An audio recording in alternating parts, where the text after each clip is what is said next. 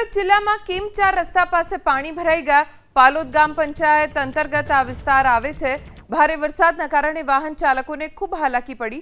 રસ્તા પર પાણી ભરાઈ જવાના કારણે વાહનોના અડધા ટાયર અને દુકાનના શટર પાણીમાં ગરકાવ થઈ ગયા। આ સાથે જ કિમ ગામમાં પણ ઠેર ઠેર પાણી ભરાયા। કૈલાશ સોસાયટી, નવજીવન સોસાયટી સહિત વિસ્તારોમાં પાણી ભરાતા લોકોની પરેશાની ખૂબ વધી ગઈ।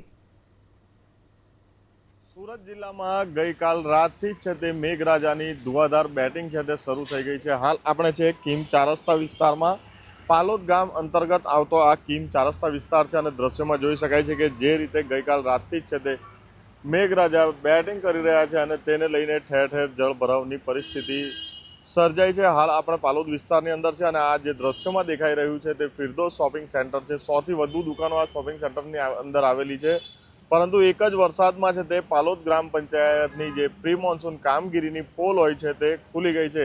ખાસ કરીને જોઈ શકાય છે કે આખો જે શોપિંગ સેન્ટર વિસ્તાર છે ત્યાં હાલ જળ ભરાવ થઈ ગયો છે અને દુકાનોના શટર સુધી પાણી પહોંચી ગયા છે। ખાસ કરીને કેમેરામેનને કહીશ કે દ્રશ્યો બતાવે કે કેટલા પાણી છે। જે મોટરસાયકલ છે તેના અડધા વ્હીલ પણ હાલ છે તે પાણીની અંદર છે તે ડૂબી ગયેલા જોવા મળી રહ્યા છે। પ્રી મોન્સૂન કામગીરી જે કરવામાં આવતી હોય છે અને તેના અભાવને કારણે પ્રી મોન્સૂન કામગીરી નહીં કરવાના કારણે અથવા તો વેટ ઉતારવાના કારણે હાલ જે દ્રશ્યો સર્જાયા છે તે દ્રશ્યોમાં દેખાઈ રહ્યા છે।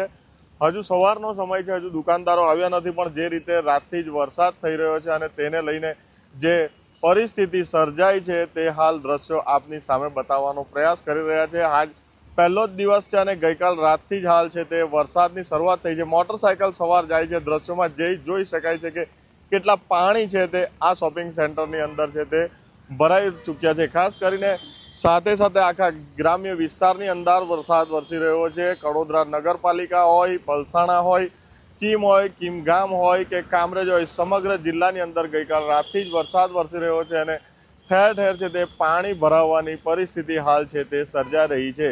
ઇન્દ્રમલ શાહ, ABP અસ્મિતા, સુરત।